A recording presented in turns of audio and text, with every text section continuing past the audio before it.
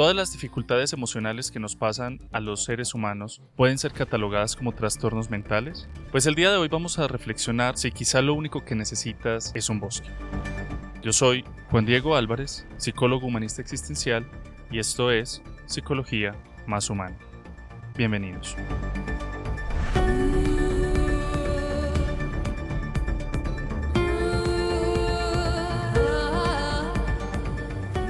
Antes de comenzar, quiero darles la bienvenida a el primer capítulo de Psicología Más Humana. Este es un espacio que surge en primera medida como una necesidad personal de comunicar mis reflexiones acerca de la psicología, reflexiones que a veces surgen desde las consultas con pacientes, desde la misma formación académica, desde las lecturas y a veces desde las conversaciones con colegas. También surge como respuesta a una preocupación que creo que es válida, y es que hay mucha información en muchas redes sociales y hay demasiados colegas dando tips, dando herramientas rápidas, sencillas, pero que no invitan en ningún momento a las personas a reflexionar.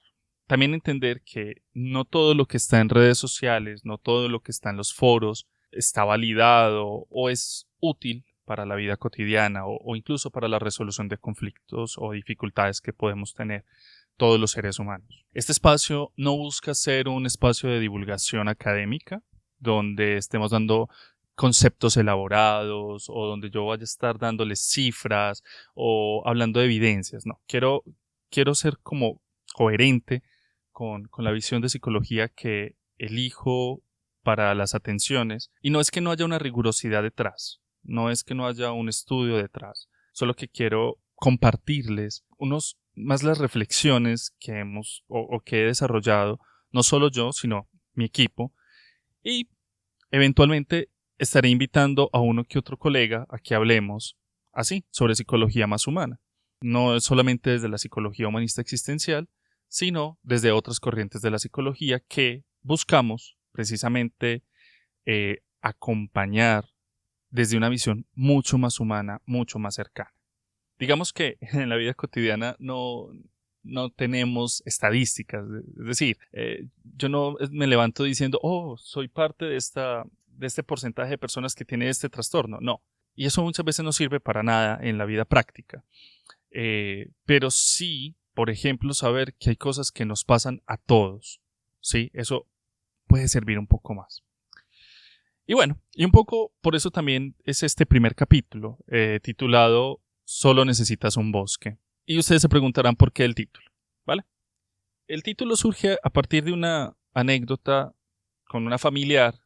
Esta persona, digamos, salió de su dificultad emocional en un bosque. Y bueno, no es solamente el tema del bosque, y no es que sea un bosque, ¿cierto? No es una fórmula mágica, no es una fórmula repetible, pero que creo que me da pie para compartirles la reflexión del día de hoy.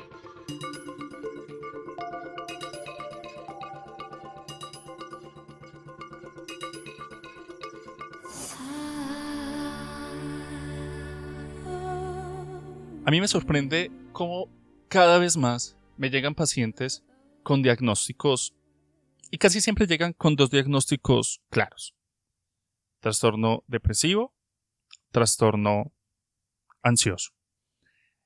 Y ahorita, últimamente, me han estado llegando personas con trastorno mixto de ansiedad y depresión. Yo no voy a discutir si eso está bien o está mal, no es mi interés. Pero sí me causa mucha curiosidad, porque digamos que cuando empiezo a rastrear, no solo con mis pacientes, sino con otros colegas, con personas en la calle, por decirlo de alguna manera, es decir, en conversaciones un poco más cotidianas, no conversaciones clínicas o no conversaciones profesionales, me causa mucha curiosidad cómo, por lo menos en Colombia, una persona tiene un estado de tristeza o tiene, por ejemplo, que pagar una deuda y no tiene el dinero y eso le activa rasgos ansiosos. A mí me sorprende que llegan a los servicios de salud, llámese hospitales, llámese en la consulta general, y muchos médicos lo primero que hacen es darles un diagnóstico de trastorno depresivo, cualquiera de sus categorías, o trastorno de ansiedad en cualquiera de sus categorías o trastorno mixto de ansiedad y depresión. También me ha causado mucha curiosidad cómo hace un par de años, por ejemplo, el diagnóstico de moda era el trastorno afectivo bipolar, y si vamos un poco más atrás, el trastorno de moda era el trastorno, por ejemplo, por déficit de atención e hiperactividad. Quiero hacer una aclaración en este punto. No quiere decir que el trastorno no exista, solo que es cuestionar. Eso es lo que voy a hacer el día de hoy, cuestionar, ¿sí? Y quiero partir entonces de un pequeño ejercicio sencillo. ¿Cuántas veces en su vida cotidiana han experimentado tristeza o, por ejemplo, desesperación por resolver una dificultad y no saber cómo? Quiero que lo reflexionen un momento y ya volvemos.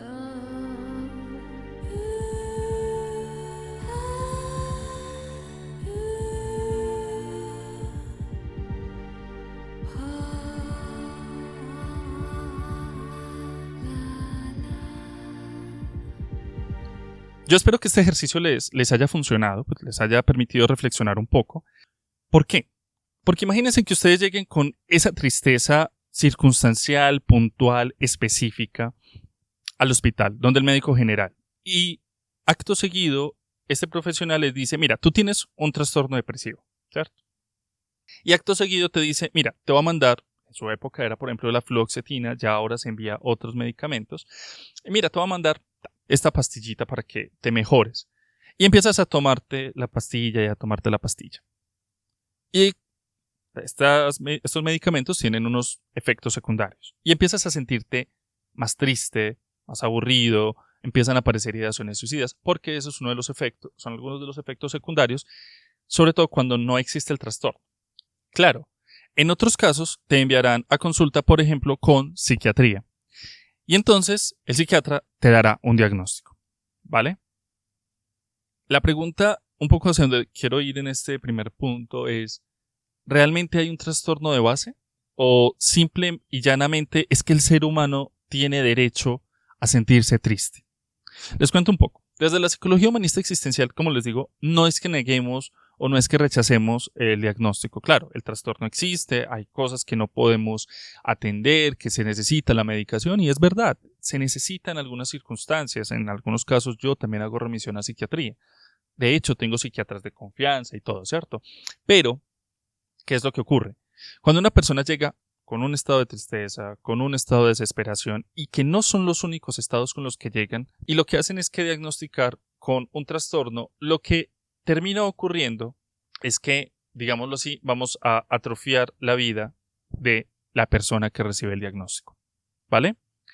Para que me entiendan un paralelo, es como si ustedes fueran, a veces me gusta hacer este paralelo, me parece un poco cruel, pero creo que es válido, y es que, imagínense en esto, ustedes llegan donde el médico, llegan con un dolor abdominal, y el médico los mira, ni siquiera les hace evaluaciones, no les manda exámenes, no hace una auscultación completa, es decir, no toca, no mira signos vitales, nada. Llega y les mira y les dicen, ustedes lo que tienen es cáncer abdominal. Y entonces te va a mandar unas sesiones de quimio. Yo les hago una pregunta, ¿ustedes aceptarían ese diagnóstico tan rápido? Así rapidito como, sí, hágale, eso es lo que es. Yo lo dudo mucho, yo la verdad lo dudo demasiado, porque a la larga no es, pues estoy hablando de los médicos generales, ellos están ahí para hacer las derivaciones correspondientes, ¿cierto? Y entonces si ellos sospechan un cáncer, pues remitirán a oncología, ¿cierto? Más, hay que aclarar algo, primero harían los exámenes. Entonces, ¿por qué en términos de salud mental no se hace esto? Ahora, ¿qué es lo que pasa? Ya después podríamos, más adelante, en otros capítulos, ahondar un poquito más sobre esto. Y es que, ¿acaso el ser humano no tiene derecho a tener una tristeza, a tener una ansiedad circunstancial por algo que no está siendo capaz de resolver? ¿Acaso el ser humano no tiene derecho a perder el sentido de su vida, a tener una ruptura afectiva, a tener un ataque de pánico ante una circunstancia básica, elemental de supervivencia? Porque entonces inmediatamente estamos hablando de un trastorno.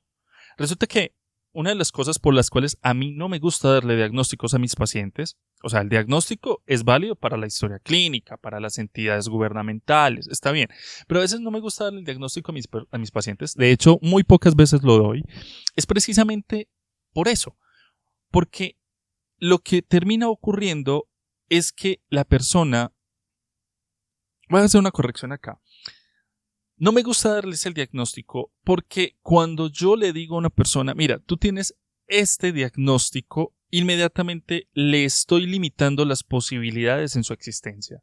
Le estoy limitando las posibilidades de acceder a otras herramientas que le permitan resolver su conflicto. Y es fácil de ver algo tan sencillo como muchas veces me llegan personas conocidos, amigos, pacientes, ¿cierto? Y me dicen, no, Juan, mira, lo que pasa es que estoy así porque soy depresivo, depresiva, o no, lo que pasa es que soy muy ansioso, tengo un trastorno ansioso, y peor aún, en muchas de estas circunstancias ni siquiera hay una evaluación clínica detrás que valide realmente la existencia del trastorno. Ejemplo, si nos vamos, por ejemplo, a algunos manuales de diagnóstico que son un poco más cotidianos, por decirlo de alguna manera, o más que responden más a la vida, a la cotidianidad de la persona, reconocen, por ejemplo, la existencia de problemas asociados a la relación de pareja, ¿sí? Se los planteo de esta manera. Si yo tengo una decisión por tomar, que me está costando mucho tomarla, ¿sí? Va evidentemente a irse acumulando otras decisiones que están asociadas a esa inicial, ¿sí? Y la carga de frustración que eso puede traer puede detonar lo que aparentemente sería una depresión, mas no lo es. Sé que me estoy centrando solo en la depresión y en la ansiedad, pero es porque hay una, ¿cómo decirlo? Una especie de pandemia de diagnóstico o de sobrediagnóstico con este tema de la depresión y la ansiedad, que está bien, existen, y por favor consulten con su psicólogo de confianza, con su médico, con su psiquiatra, claro, está bien, ¿sí? Pero imagínense en esto, ustedes tienen que tomar una decisión, por ejemplo, laboral. ¿Me cambio o no me cambio de trabajo? ¿Quién no ha tenido esa decisión en algún momento? O sea, que afrontar esa decisión, ¿sí? Entonces, ¿tengo que cambiar o no de trabajo? Si renuncio, ¿qué implica la renuncia al trabajo? Si me quedo, es que estoy cansado, estoy agotado, es que no me gusta donde estoy, no me gusta lo que estoy haciendo, no me gusta cómo me trata, no me gusta el clima organizacional, quiero irme de acá, pero no puedo porque tengo deudas, porque tengo conflictos, porque eso me va a traer conflictos con mi familia, porque eso me va a traer conflictos con mi pareja, porque va a aparecer la escasez de recursos, pero entonces, ¿qué hago? Y ante esa ambivalencia, ante esa dificultad de tomar una decisión, obviamente que el organismo, nosotros como organismo, como seres vivos, vamos a reaccionar. Y no vamos a reaccionar de la mejor manera, no vamos a reaccionar como diciendo, oh, qué genial, wow, es lo mejor que me pudo haber pasado en la vida, una indecisión. No, ¿cierto? ¿Cómo lo vamos a afrontar? Sufriéndolo. En algunos casos, padeciendo el sufrimiento. Y está bien. Está bien entenderlo, mas eso no es una depresión, eso no es necesario ser medicado. A veces ahí es cuando digo, quizás lo que se necesita es un bosque. Y vamos a entender el bosque en este momento no como una fórmula mágica. Cada quien tiene su versión de bosque, ¿sí? Les quiero contar una anécdota personal para que me entiendan, por ejemplo, en una ruptura afectiva que tuve, mi bosque fue irme a una discoteca un sábado porque sentía que necesitaba descansar del dolor emocional que estaba teniendo y me fui. Y eso me permitió, ojo, no postergar el proceso de duelo afectivo, porque eso también creo que sería un error, pero en otro capítulo lo podemos ahondar un poco más, pero me permitió fundamentalmente, ¿cómo decirlo? A descansar un momento. Necesitaba ese descanso, necesitaba decir, ven, paremos un momento, llevo muchos días concentrado en este duelo, necesito desconectarme un momento de ello. Sin embargo, se terminó la fiesta, volví a mi casa, reposé el día siguiente y digamos que 2, 3 días después empecé otra vez con mi proceso de duelo. O más que comencé, continué con mi proceso de duelo, ¿cierto? es validar esas circunstancias. Y me parece muy bonito porque fue un proceso de duelo que fue muy tranquilo si lo miramos en el tiempo. ¿Y esto por qué? Porque digamos que la metáfora que utilicé o la metáfora del bosque fue la fiesta, ¿sí? Pero algunas otras personas, su metáfora del bosque podría ser poder escribir lo que les está ocurriendo, ¿sí?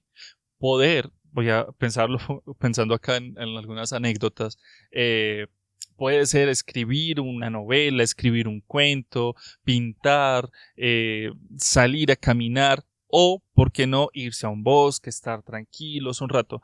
A veces lo que necesitamos es oxigenarnos. Y ahí es donde viene la importancia de la metáfora del bosque, ¿cierto? Que a veces lo que necesitamos es poder oxigenarnos. Y algunas personas necesitan oxigenarse más que otras.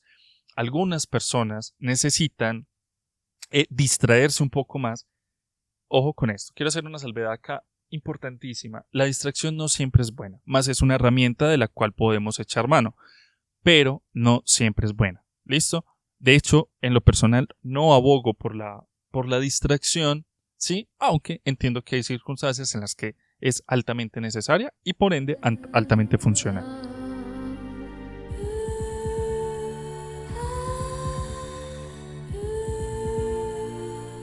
¿Qué es lo que pasa entonces cuando tenemos una dificultad emocional y nos dan un diagnóstico? Nos ponen una etiqueta muy cercana quizá a ponernos el nombre, ¿cierto? Y básicamente cuando a uno le preguntan, oye, ¿quién eres? Casi siempre respondemos con el nombre. Ahora imagínense en un momento que ustedes digan, hola, mucho gusto, soy trastorno afectivo bipolar. Creo que suena raro, ¿cierto? Vuelve y juega. No es que no es que el trastorno no exista, claro que existe, ¿cierto? Pero, ¿qué es lo que pasa cuando nos ponen esa etiqueta de trastorno? Lo que termina ocurriendo es que nos identificamos con esa etiqueta. Y lo primero que acontece al identificarnos es sentir que las posibilidades de ser en el mundo se limitan. Es como si ya tú no pudieses ser otra cosa que ese trastorno, otra cosa que ese diagnóstico que te dijeron que era, ¿cierto? Y es muy bonito cuando, por ejemplo, sin querer hablar de casos, pero es muy bonito cuando llegan los pacientes y llegan a veces con diagnósticos autoimpuestos, como, ay, mira, Juan, es que estoy muy depresivo, Juan, es que estoy muy ansioso, por ejemplo. Y se permiten quitarse ese diagnóstico, quitarse esa etiqueta, porque lo que comienza a hacer es que se abre el mundo de las posibilidades y al abrirse el mundo de las posibilidades, pues se abre el mundo de las soluciones. ¿Sí? Hay un autor que se llama Viktor Frankl, que él básicamente dice, vea, todo ser humano tiene algo que se llama la noción espiritual y la noción espiritual nunca se enferma. Y el trabajo en muchos casos de los psicólogos, por ejemplo en el caso mío como psicólogo humanista existencial, es ir a esa parte sana que cada ser humano tiene, ¿sí? Por encima del trastorno, por encima de la patología, por encima del estigma, por encima del prejuicio, de esas ideas impuestas, ¿cierto?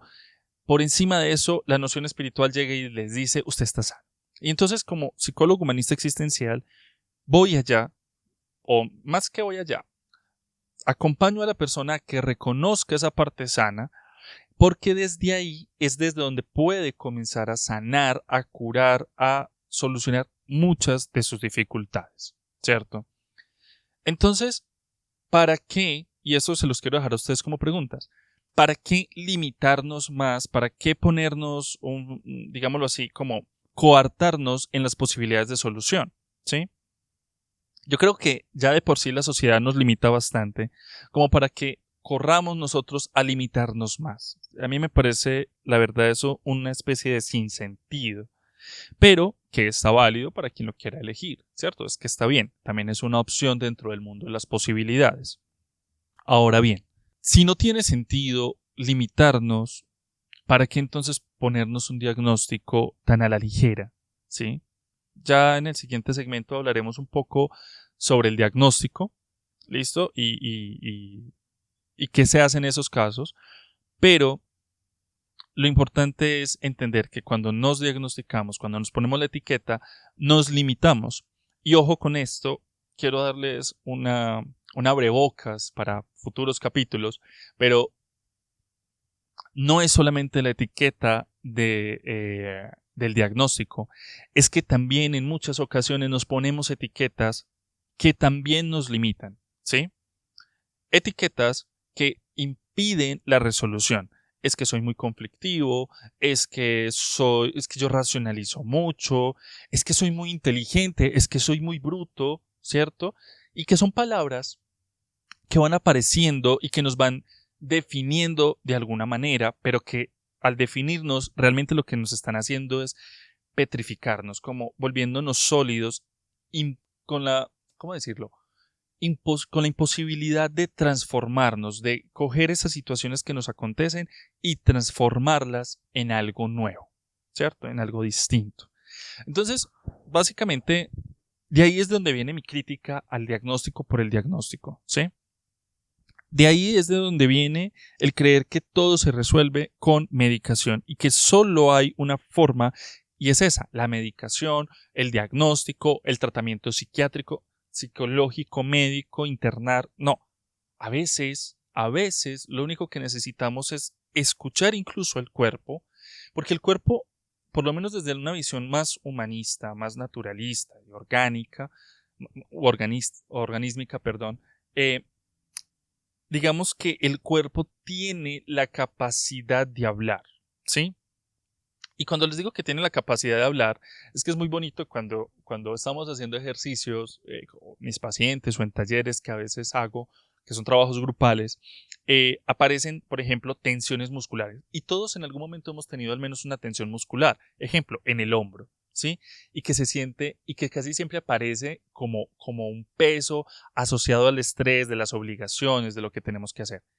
¿Es necesario diagnosticar eso? ¿O será que podemos encontrar vías no a través de la medicación, no a través de la sobreintervención, ¿cierto? Sino simplemente vías más sencillas como poner límites en el trabajo, ¿sí? Poner límites a la familia, a las expectativas que nos pone nuestra pareja, ¿sí? Poner límites incluso a lo que la sociedad nos dice cómo debemos actuar y cómo debemos ser. Y eso, les aseguro, empieza a bajar cargas. ¿Listo? Entonces, en ese orden de ideas, les repito, a veces lo único que se necesita es un bosque. ¿Qué es el bosque? Lo que cada uno organísmicamente, es decir, lo que su cuerpo les empiece a decir que necesitan. Vuelve y juega. A veces necesitamos poner límite. A veces necesitamos decir las cosas de la manera más cruda posible. ¿Sí? Así el otro se moleste, así el otro se incomode. ¿Sí?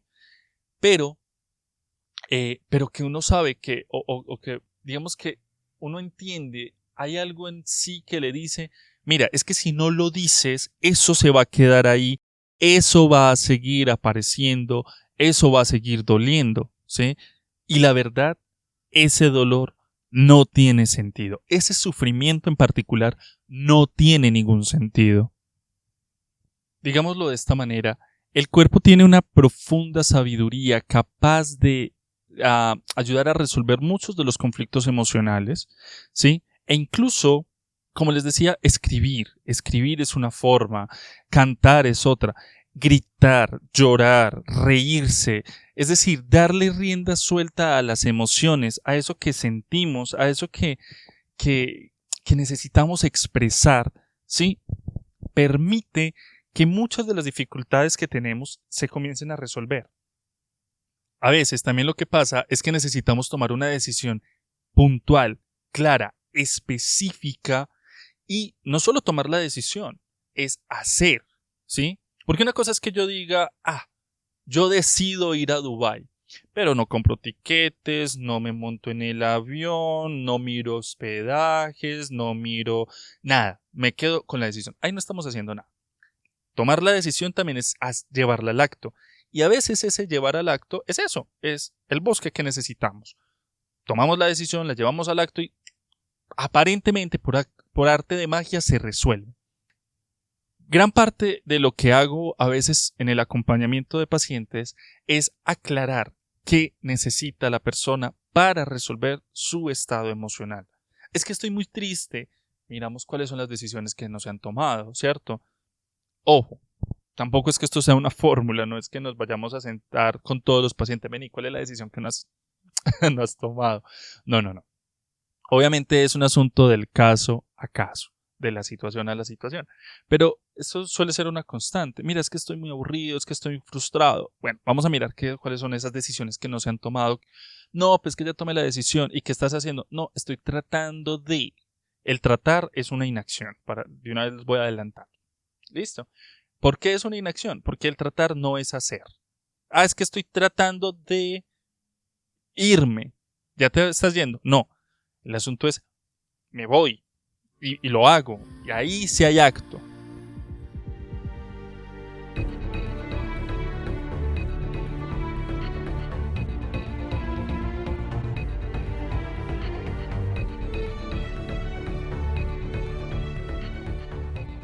Ahora, ustedes se preguntarán, Juan, entonces, ¿qué pasa cuando una persona tiene un diagnóstico claro, ¿cierto? ¿Cuál sería su bosque?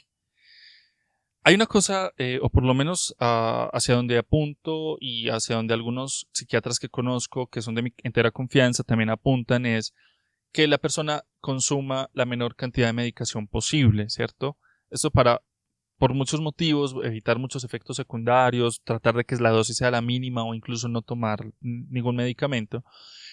Digamos que a veces hay trastornos incurables, ¿cierto? Hay trastornos incurables. Por ejemplo, en algunos tipos de trastorno que ya tienen un origen más biológico y es porque el cerebro no procesa bien o no genera bien los neurotransmisores que alteran nuestros estados emocionales o que más bien que los regulan o que los... Quiero dejarlo así, como que los regulan, ¿sí? Para que no nos enredemos mucho. El cerebro no los procesa bien, no los organiza bien, entonces aparece el trastorno como un desequilibrio en esos neurotransmisores. En ese caso, digamos que no hay mucho que hacer desde esta óptica, más si hay una cosa clara, y es que sí hay todavía algo para hacer, y es que al igual que una persona amputada puede aprender a vivir con su pierna amputada, una persona con un trastorno también puede aprender a vivir con ese diagnóstico, con esa medicación.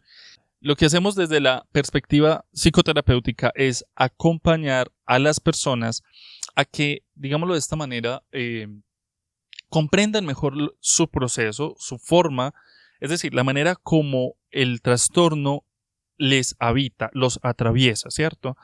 Entender cuáles son los ciclos, cuáles son los detonantes, por ejemplo, de estados depresivos o de estados ansiosos, y tratar de empezar a hacer, o más bien, más que tratar, comenzar a hacer acciones que permitan, ¿sí? Como que esos detonantes no aparezcan y que si aparezcan la persona pueda desarrollar herramientas propias, no herramientas de libro, no herramientas de manual, sino herramientas propias que le permitan afrontar la situación de una mejor manera, ¿cierto? Que le permitan, por ejemplo, decir, uy, no, espérate que esto no me está haciendo sentir bien, me retiro a tiempo, ¿cierto? Porque muchas veces también es que sentimos, uy, me estoy sintiendo mal, pero me voy a quedar a ver qué pasa, ¿cierto? Muy como bajo la lógica de, uy, no, quedémonos que esto se mejora. No, a veces no se mejora. A veces es importante el autocuidado. ¿Listo? Entonces, lo que se hace en psicoterapia es acompañar un poco de esa manera. Finalmente, quiero dejarlos con una reflexión personal, es decir, que cada uno se reflexione. Y es que si tienen una dificultad emocional, una dificultad en su relación de pareja, en su relación con sus padres, con sus hijos, que los afecta a ustedes, que les genera tristeza, que les genera incluso ansiedad u otra circunstancia, otra reacción emocional, que se pregunten cuál podría ser su propio bosque. Es decir, cuál podría ser esa herramienta que a ustedes les podría ayudar, ¿sí?, a estar un poco mejor para afrontar de mejor manera la dificultad. Bien puede ser un bosque, bien puede ser escribir, bien puede ser ir a hacerle la visita a un amigo, a una amiga, salir a un café, tomarse algo, ¿sí? Caminar, escuchar cierta música, ver ciertas series, irse para cine. Es decir, qué cosas, finalmente, que eso es el bosque, qué cosas los conecta a ustedes a tal punto que les ayuda a resolver sus dificultades. Quiero dejarlos hoy con esta pregunta y quiero hacerles una invitación o un par de invitaciones. Una es que respondan esta pregunta. Sería muy genial si pueden responder esta pregunta en el foro que está en mi página web juandiegoalvarez.com. Ahí voy a dejar la pregunta de ¿cuál es tu bosque?